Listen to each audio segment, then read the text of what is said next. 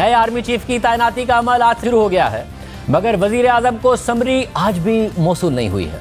हुकूमत का दावा है कि अगले 1-2 दिन में नए चीफ ऑफ आर्मी स्टाफ का नाम सामने आ जाएगा। पहले हुकूमत ने कहा कि अक्टूबर के आखिर में तैनाती का अमल शुरू हो जाएगा, फिर कहा कि नवंबर के शुरू में इस अमल का आगाज हो जाएगा। फिर नवंबर में लंदन से खबर आई कि तैनाती पर नवाज शरीफ से हतमी मुशावरत हो गई है, लेकिन फिर वजीर दिफा ने कहा कि अभी मुशावरत नहीं हुई और तैनाती का अमल 18 नवंबर से शुरू होगा। फिर 18 नवंबर यानी जुमे को वजीर दिफा ख्वाजा आसिफ ने हमारे ही प्रोग्राम में कहा कि पीर को तैनाती का अमल शुरू हो जाएगा और मंगल या बुध तक नाम भी सामने आ जाएगा। और बिलाखिर आज ख्वाजा आसिफ ने कह दिया है कि वजीर आजम हाउस का खत GHQ भेज दिया है, 1-2 दिन में वहां से डोजियर आ जाएगा और तैनाती हो जाएगी।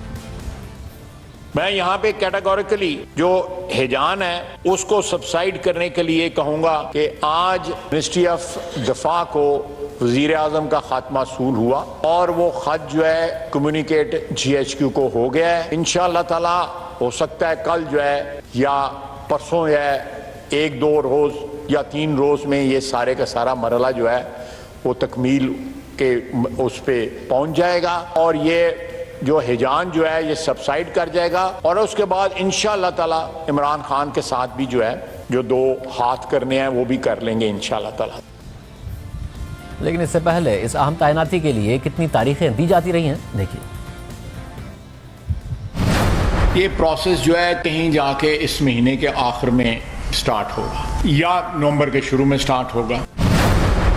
अब अक्टूबर का आखिरी तकरीबन आ गया है, आखिर के 10-11 दिन रह गए हैं, ये मामला शुरू क्यों नहीं हो रहा है? फिर अगले 5-7 दिन के अंदर जो है ना इसका कुछ ना कुछ जो है सिलसिला जो है कम से कम इस एक्सरसाइज का जो शुरुआत है वो हो जानी चाहिए। अब अक्टूबर खत्म होने को है, महीना रह गया है, समरी भेजी नहीं जा रही है या समरी मंगवाई नहीं जा रही है। मेरा ख्याल है इसमें ना तो जल्दी की जानी चाहिए और ना ही इसमें जो है वो गैर ज़रूरी डिले होना चाहिए। और वो वक्त जो बनता है नवंबर का 1st या 2nd वीक, तो मेरा ये ख्याल या मेरी ये असेसमेंट है कि उसमें जो है ये अमल मुकम्मल हो जाएगा। आपने कहा था अक्टूबर के आखिरी हफ्ते में मामला चल जाएगा। अब 4 नवंबर को आई कि इमरान खान साहब ने आना, तो वो और आगे बढ़ा दिया, वो समरी नहीं आ रही है कहीं से। देखिए मैंने कहा था कि ये प्रोसेस स्टार्ट हो जाता है, लेकिन पिछली दफा भी जनरल बाजवा साहब की जब अपॉइंटमेंट हुई है, उससे पहले जनरल रहील की अपॉइंटमेंट के वक्त भी जो है ना वो एक्चुअल प्रोसेस जो है ना बॉल जो है रोल होना शुरू जो है ना वो 18 तारीख को हुआ था, दोनों दफा। दरमियान में खबरें आई ना कि जैसे आपने भी कहा था कि अक्टूबर के आखिर तक, फिर ये भी खबरें आई कि नवंबर के पहले हफ्ते में कि समरी आई नहीं है। शहबाज शरीफ या मैं यहाँ पे बुनियादी तौर पे इसीलिए यहाँ पे आए हैं बरतानिया में और मियाँ साहब के साथ जो है उनसे गाइडेंस लेने के लिए, उनसे रहनुमाई लेने के लिए इसी मसले में। अभी 18 में मेरा 1 हफ्ता बाकी रह गया, तो इसलिए कुछ ज्यादा दूर नहीं है जहाँ हमने इतना सब्र किया है और हम we have not succumb to the pressure. क्या ये इमरान खान साहब का कहना दुरुस्त है कि लंदन में बैठ के आपने आर्मी चीफ की तकर्री का फैसला किया? ये कोई तकर्री का फैसला वहाँ पे नहीं हुआ, मैं आपको बिल्कुल ऑनेस्ट बता रहा हूँ, कोई तकर्री का फैसला नहीं हुआ। अभी तक समरी आई है कि नहीं आई? कोई नहीं आई। अच्छा, कथित तौर पे कोई प्रोसेस स्टार्ट जो है ना, आप जो है ना एक कदम भी उस प्रोसेस पे नहीं लिया गया।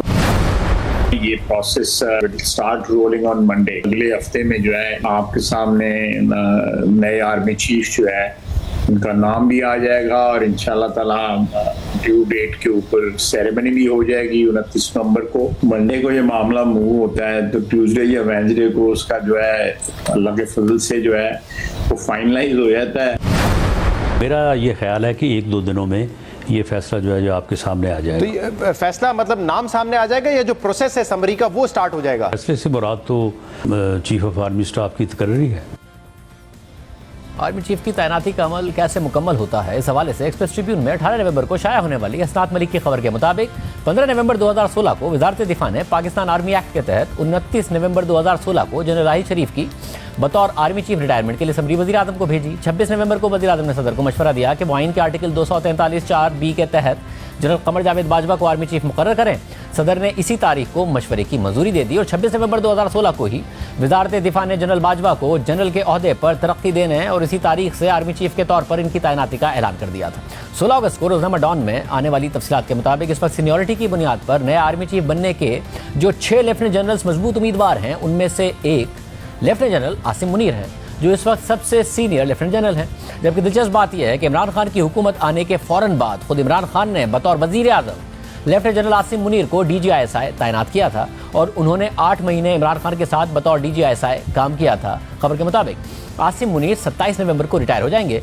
उनका नाम नए आर्मी चीफ के उम्मीदवारों की लिस्ट में होगा या नहीं होगा, इसका हतमी फैसला मौजूदा army chief general Qamar Javed Bajwa करेंगे और उन्हें आर्मी चीफ लगाने या ना लगाने का हतमी फैसला वजीर आजम शहबाज शरीफ को करना है, चाहे लिस्ट में नाम हो या ना हो। इसी तरह आसिम मुनीर के बाद 5 सीनियर लेफ्टिनेंट जनरल्स में से जो दूसरे सीनियर तरीन लेफ्टिनेंट जनरल हैं वो लेफ्टिनेंट जनरल साहिर शमशाद मिर्जा हैं, जिन्होंने तहरीक तालिबान और दीगर दहशतगर्द जमातों के खिलाफ ऑपरेशंस की निगरानी की। अक्टूबर 2021 में लेफ्टिनेंट जनरल साहिर शमशाद को कोर कमांडर रावलपिंडी बनाया गया था और अब वो नए आर्मी चीफ की रेस में शामिल मजबूत उम्मीदवारों में से एक हैं। इसी तरह सीनियरिटी लिस्ट में नए आर्मी चीफ बनने के जो तीसरे मजबूत उम्मीदवार हैं वो लेफ्टिनेंट जनरल अजहर अब्बास हैं, जो इस वक्त चीफ ऑफ जनरल स्टाफ हैं और भारत से मुतालिक मामलात पर उनकी गिरफ्त सबसे मजबूत तस्वुर की जाती है।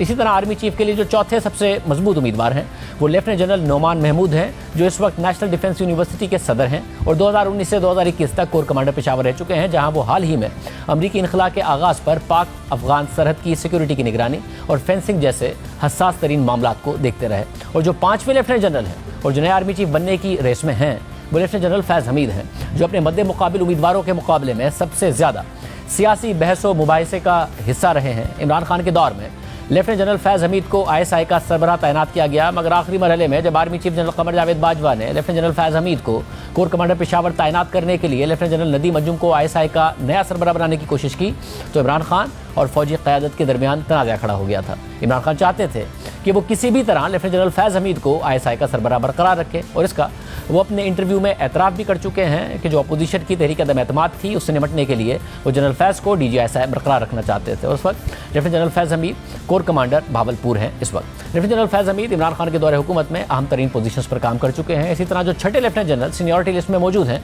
वो लेफ्टिनेंट जनरल मोहम्मद आमिर हैं और वो इस वक्त कोर कमांडर गुजरावाला हैं और उन्हें GHQ और कमांड पोजीशंस में काफ़ी तजर्बा हासिल है। अब 29 नवंबर को मुद्दत पूरी होने के बाद army chief general Qamar Javed Bajwa retire होंगे तो रिवायत के मुताबिक इन 5 या 6 सीनियर तरीन लेफ्टिनेंट जनरल्स में से ही कोई एक आर्मी चीफ तैनात होगा।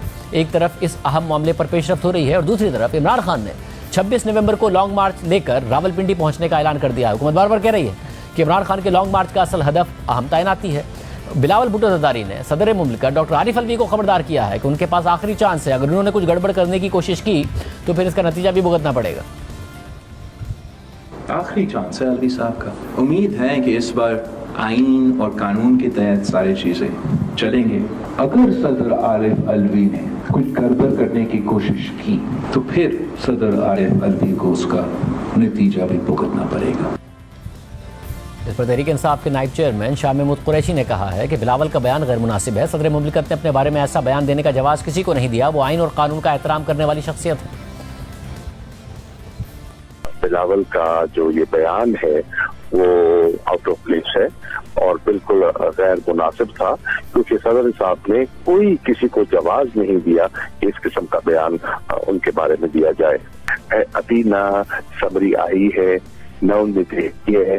वो बहुत इस मामले में मोहतात भी है। वो आइन और कानून का एहतराम करने वाली शख्सियत है। खान साहब भी कह चुके हैं कि हमें किसी शख्सियत पर एतराज नहीं है, हमारा किसी इदारे से इख्तिलाफ था न है न हम चाहेंगे। इन्हीं हालात में इमरान खान ने लॉन्ग मार्च लेकर रावलपिंडी पहुंचने की तारीख का ऐलान कर दिया है और कहा है कि तहरीक अभी ख़त्म नहीं होगी। हुकूमत कह रही है कि 25 नवंबर तक मुकम्मल हो जाएगा नए आर्मी चीफ की तैनाती का अमल और इमरान खान कह रहे हैं कि वो 26 नवंबर को अगला लाएअमल देंगे। 26 नवंबर को आपने सब ने इस्लामाबाद पहुंचना है। मैं इंशाल्लाह आपको वहां मिलूंगा इस्लामाबाद में। मैं सारी कौम को दावत दे रहा हूं कि आपने आना है पिंडी 1 और 2 के बीच में आपने पूरी कोशिश करनी है पहुंचने की। मैं खुद वहां आपसे इंशाल्लाह खिताब करूंगा और अगला लाएअमल दूंगा। ये तहरीक रुकने नहीं लगी।